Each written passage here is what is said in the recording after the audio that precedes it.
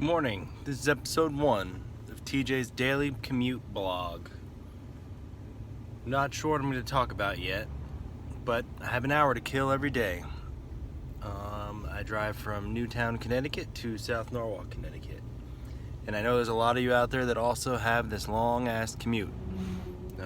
So my goal is to chat about life and marketing and business and some random thoughts, maybe some news stories. We could listen to the news together and we'll take it day by day. So welcome. Often on this commute I struggle with what to find to do.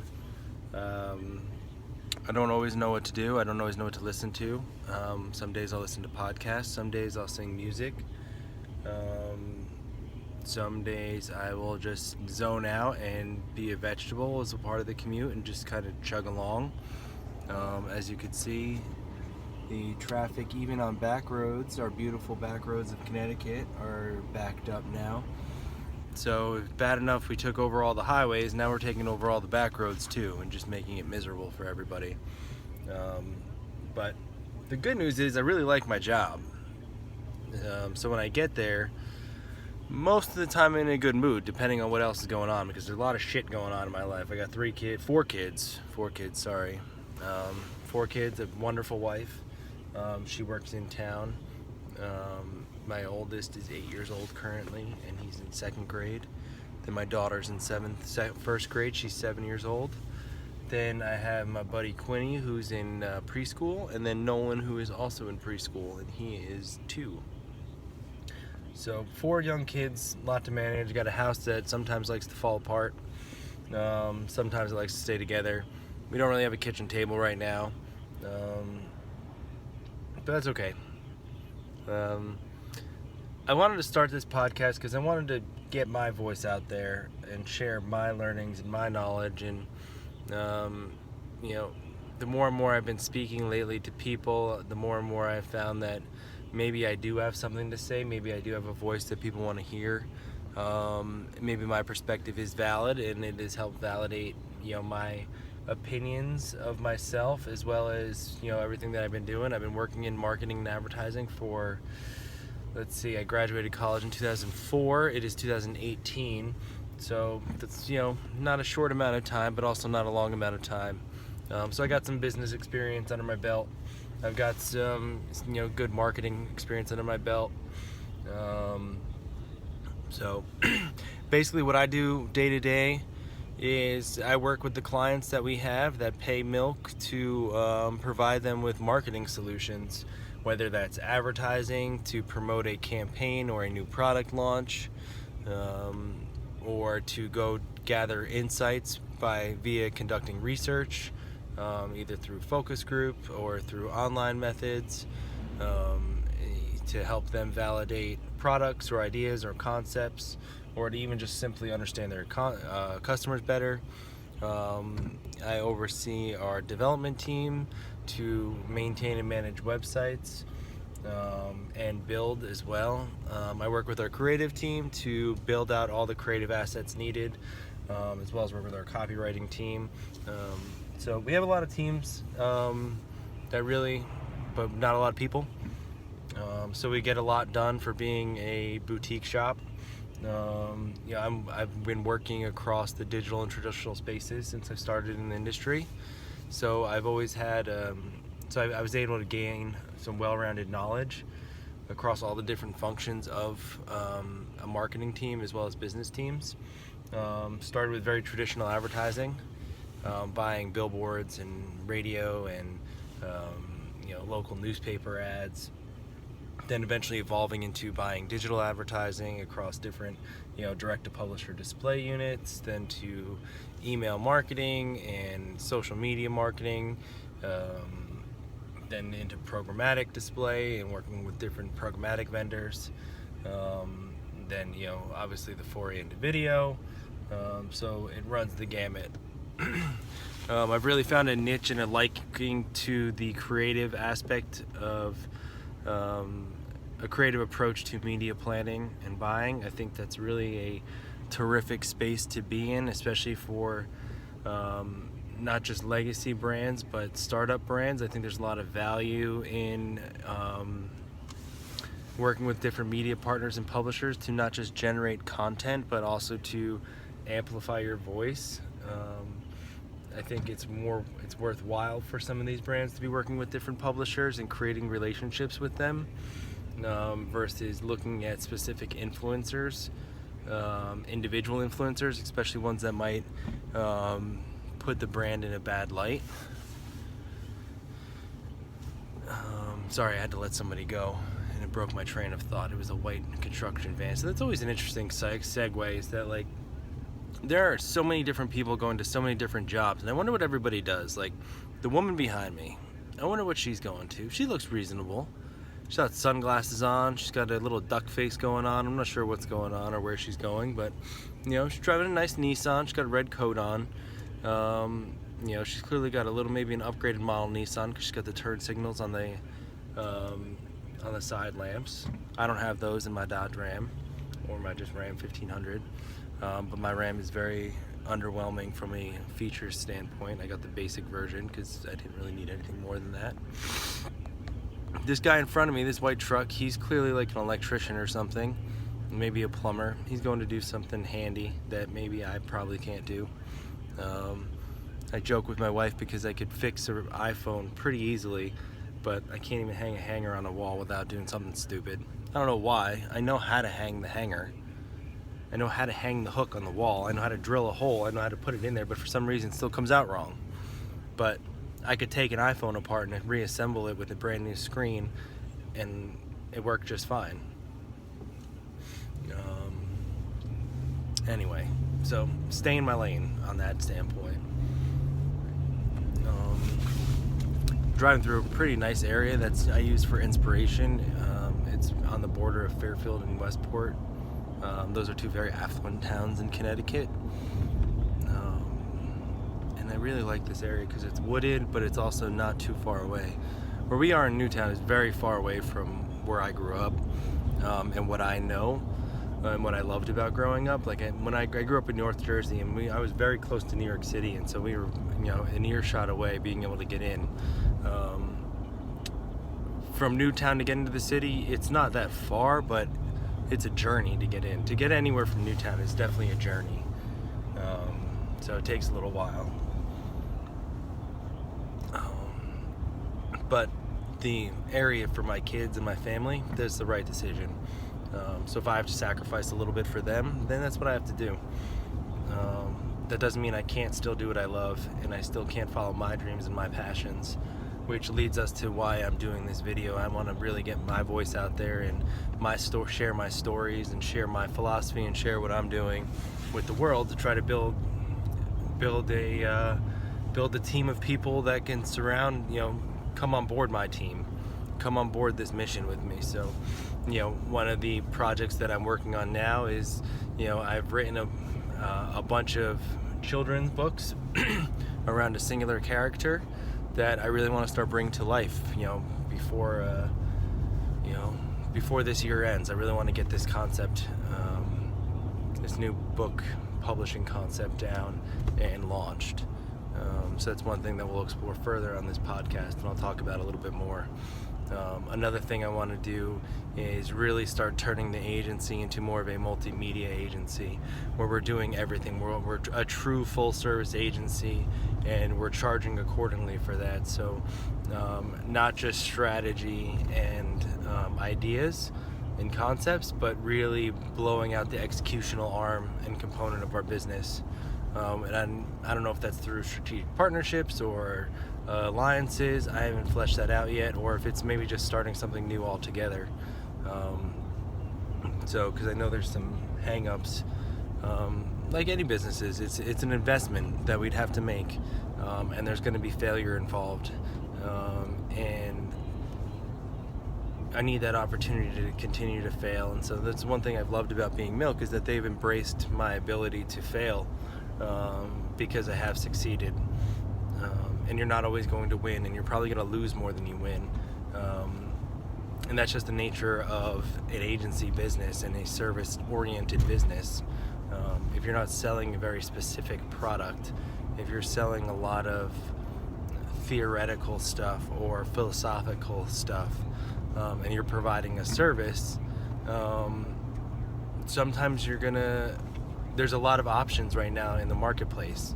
And so what I want to do, and the reason I want to grow out the business units, is that it'll give us the opportunity to win a lot more and to do a lot more, and then we could all play in the spaces that we love to play in. And so, for my boss and me, we really like playing in that top level creative space where we're thinking about businesses differently, and we're approaching business with a unique point of view, and that's one thing that's been attractive to the clients that we have.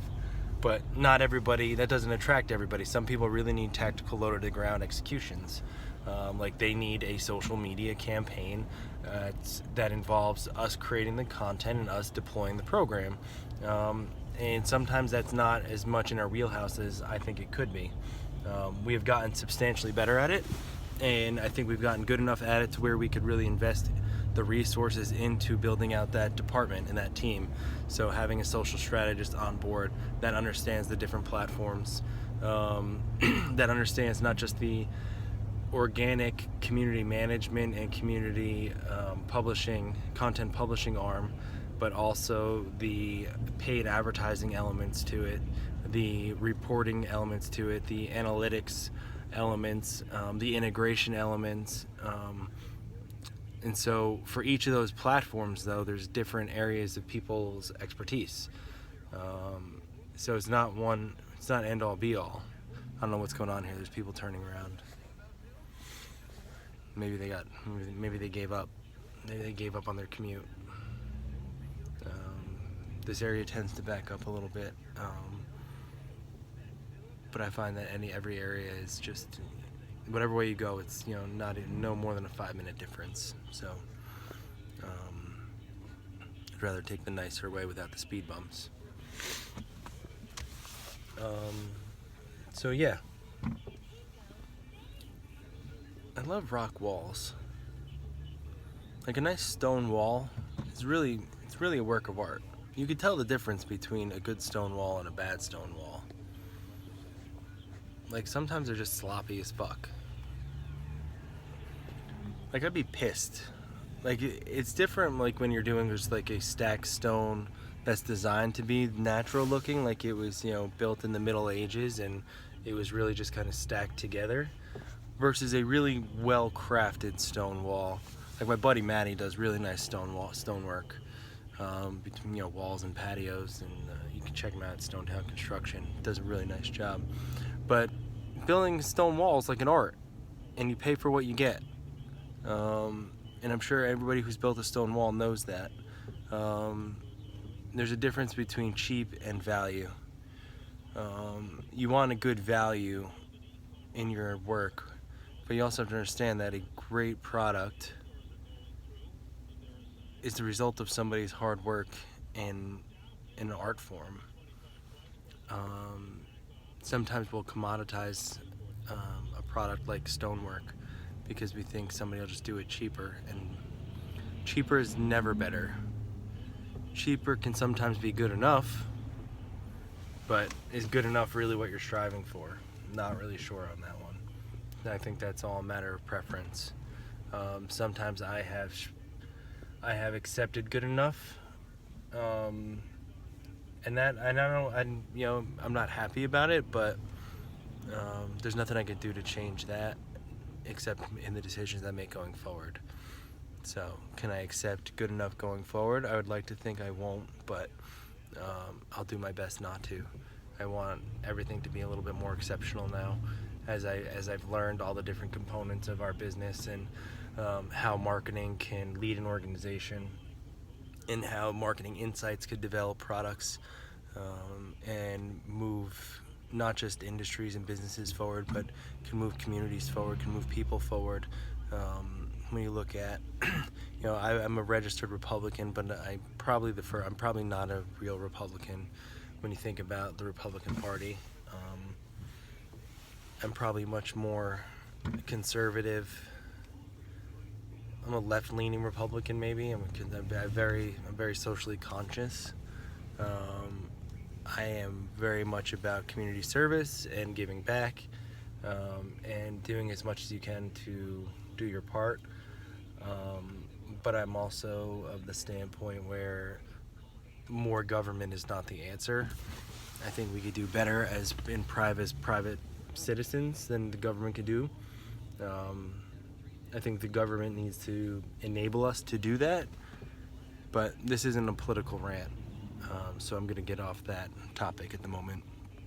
I'm not even sure how I got on the topic.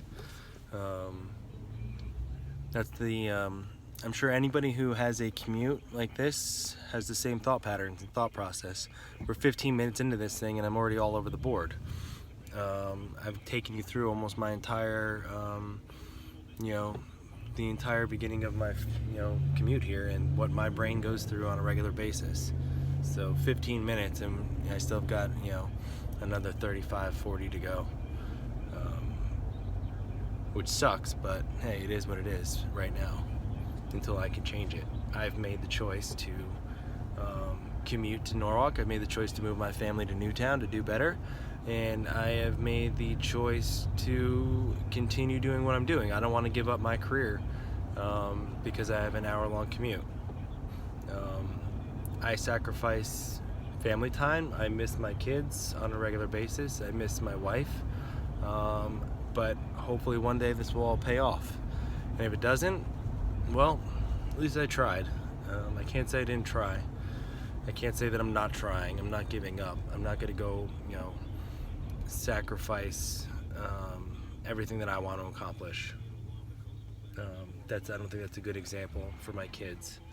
I don't think it's a good example for my wife. And I think our leaders all need to follow that rule of leading by example. Which, full circle, that's how I got back to talking about this, is marketing can influence community. And marketing is more than just a message. Marketing is more than just a communications plan. Given the world we live in now and given the world that I grew up in, marketing is everything. Every touch point you have with a consumer is marketing. Everything your company does is marketing. If you choose to make a bad decision and cut corners in your product process, in your product development area, that shit's gonna get out. And your marketing is gonna say, oh, we have the greatest widgets in the world, and then somebody buys a widget and it sucks, and it's because you cut a corner in the marketing, in the manufacturing process, that shit's gonna come out and that person's not gonna buy your widget again. So unless you're in the business of selling cheap widgets, then you gotta own that shit. So, but if you're marketing that you're a first-in-class premium product, then you got to back that up. But if you're marketing that you're a cheap widget company and you want to be the value player in the category, you better own that, because there's a place for the value product, the cheap product. As we've commoditized almost every market and every product,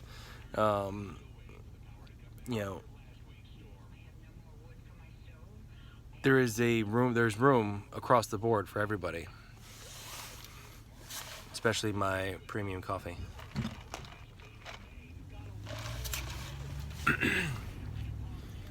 Which leads me to my next thought. Have we reached the tipping point of consumerism? There's just so much crap and there's so many products. Have we reached the tipping point of accumulating stuff? Like, here's a great idea. I was in what store was I in? Like, Toys R Us is a great example. I was in Toys R Us, and there are so many products. There's so much crappy products, and all you do is you walk through aisles and you look at stuff. But if they took a page out of like IKEA's book and they flipped the entire business model, they set up playrooms in if their stores became actual playrooms, and you walk through different playrooms and you let the kids go in and play with different toys, and Lego sponsors an exhibit, Lego sponsors a whole room, or Disney sponsors a whole room, or Tyco or Mattel, and now kids can experience toys and play with toys.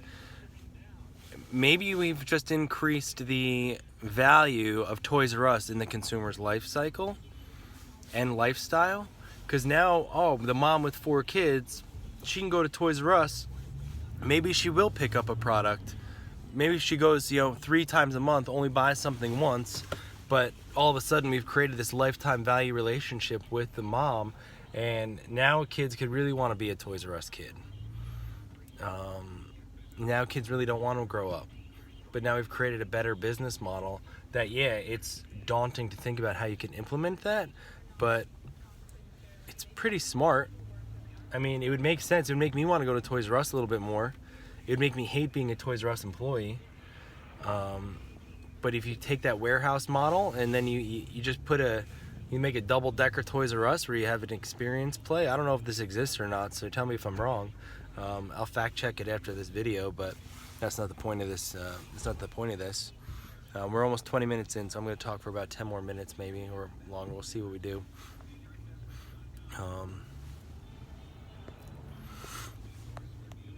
There's a lot of houses for sale. I would hate to buy that house. I feel bad for those guys. Right on the highway, that's the Merritt Parkway. What's crazy is that it takes me 20 minutes roughly to get to this point, and then it takes me another 20 minutes to get to an office that's maybe 2 to 5 miles away from here. I just sit in this shit. I think it is an electrician in front of us, but he does have some fragile glass items in there. Hey, I have a new person behind me. Wonder where the other girl with the red coat went. Oh, let's listen. We have snow coming again. Along the, let's say the Delaware Jersey shore during the night tonight, and that's when the precipitation will explode and start developing all around our region. So today it's dry. Tonight, most of the night is dry. Tomorrow morning, though, it will be snowing and or raining in your area because it's fairly mild again for today. But the temperatures will drop as the storm intensifies, and so it becomes an all-out snowstorm for the area tomorrow, except, here's the exception, and we just have to try to pick where it's going to be, except the coastal areas. So the south shore and east end of the island and down the Jersey shore seem to be the most likely areas where rain will mix in and keep the amounts a little bit lower. But on the other hand, north and west of the city, we could be talking about well in excess of a foot. What? So we're going to... Stop it already. Yeah, it's going to be a 25-50 mile difference from place to place, and that's what we will concentrate on. Almost a foot of snow. A foot of light, fluffy snow is bad enough. That's yes, you've got a very good point there. This is not, if 15, 20 degrees outside and light, fluffy snow is falling, this is a heavy... 36 years old, I still get all these goddamn pimples. It's going to be very, very difficult to get rid of, and when you have heavy, wet snow blown around by 30-mile-per-hour wind, that can cause power problems, and I think we've had more than enough... So here's a great example of my commute, is I just kind of sit in silence for a few minutes, and then I regroup my brain, I look around, and I daydream, and then I think about what else I want to talk about. Sometimes I talk out loud, and sometimes I don't. This is kind of cathartic, though, or maybe therapeutic, I should say. Yeah, therapeutic's probably the better word. Is talking out loud. I feel like I'm talking to somebody else and having a one-way conversation with myself. Soon he'll decide if he should stay elsewhere. If they don't take the fight tonight in the meat club, I'm surely I'm going to take someone up on their offer. I mean, you can't do this for days and days. I mean, I happen to have some medical issues, so it's even more important for me to make sure. I've been very blessed that I haven't had that many medical issues yet. We're doing some medical marketing now and communications, and man, there are some tremendous products coming out to the market. Technology is really going to make us live for a long time, or help us live for a long time, should we choose to want to live for a long time. But we work with a company called Medtronic in their New Haven, Connecticut office. And we work on a handful of products, nothing proprietary, I think, or nothing that we can't talk about. Man, the woman behind me smokes still. It's amazing to me how many people still smoke, and I say that knowing full well that one of our largest clients at Milk is a tobacco manufacturer, which I do not think I could disclose the name of, so I'll leave it at that. But we do work in quite a bit of controlled substances. But when you think about the medical device community, it's incredible what these people are coming up with. Like, there are some smart motherfuckers out there. And I wasn't blessed to be one of these that is incredibly brilliant scientists that can make things come together from nothing.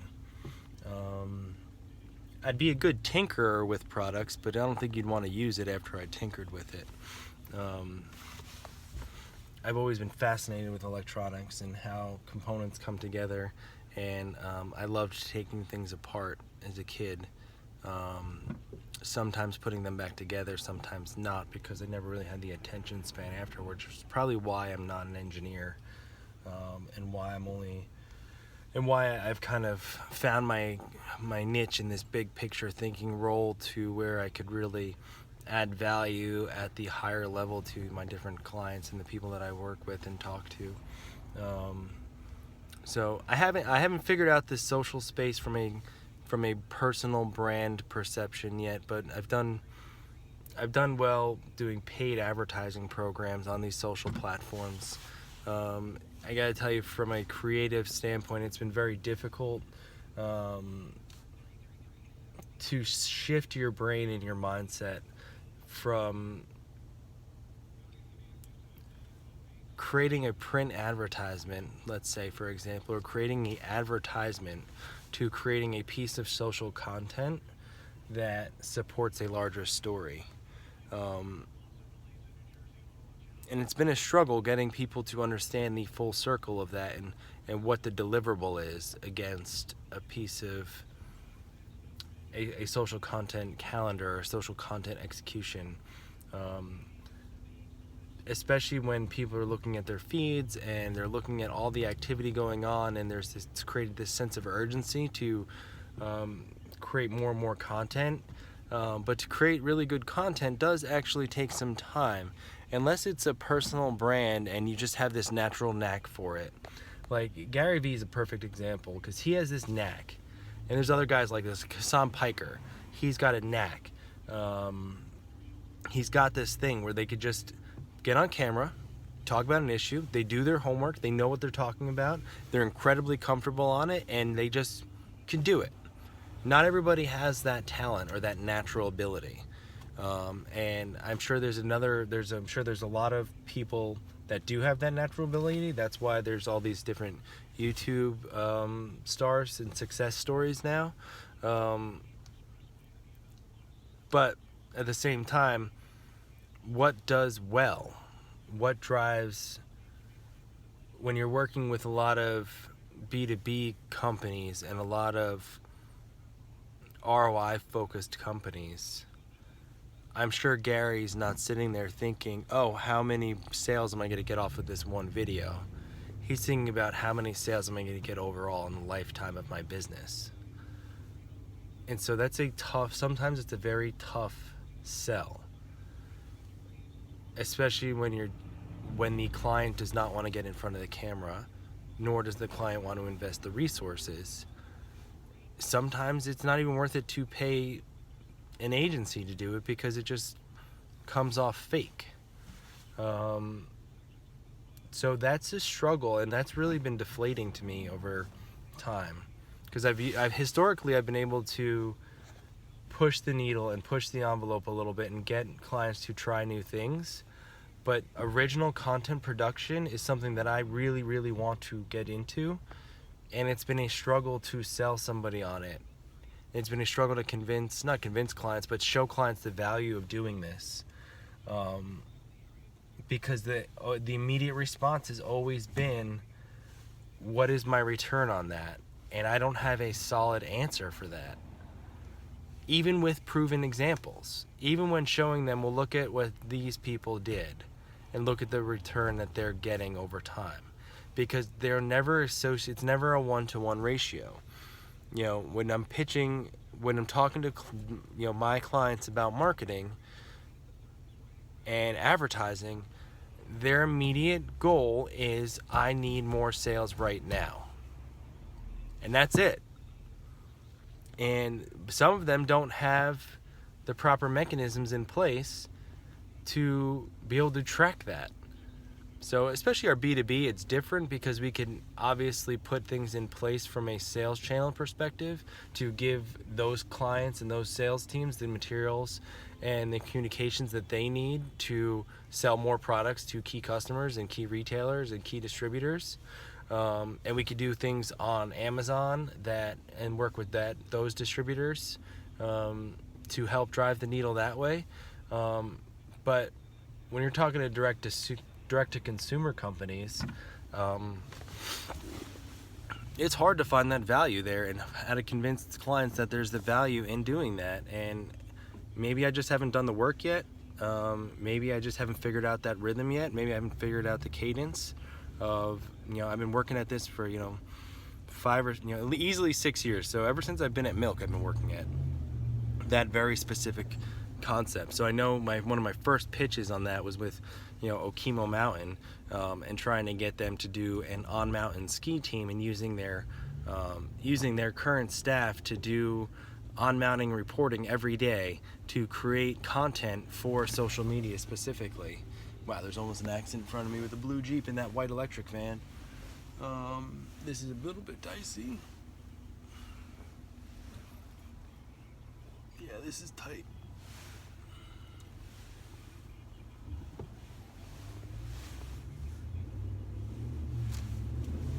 Thank you, Range Rover. That was very nice of you. Yeah, so I love the crossover between entertainment and marketing at the moment. I created something, and I tried to sell it about 3 years ago, called Tracks programs, which are transactional advertising campaigns, where you create a character and you leverage that brand equity of the character, similar to Flo from Progressive. She's a great example of character building in advertising. And Flow is just one example, but what happens is maybe clients are very literal, and so then you have to do a little bit more work, which I'm always okay with, especially when I know and believe in concepts.